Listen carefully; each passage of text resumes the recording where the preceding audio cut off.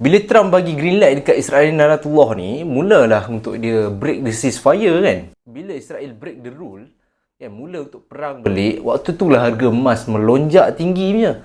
Sekarang ni harga emas dah pun cecah RM470 untuk 1 gram tau. Bakal mencecah RM500 1 gram tahun ni. Jadi bila benda ni jadi, mulalah orang yang tak pernah beli emas tiba-tiba nak beli emas banyak-banyak. Sebab apa? Sebab dia tengok, RM470 lah. Dulu RM400 lebih je.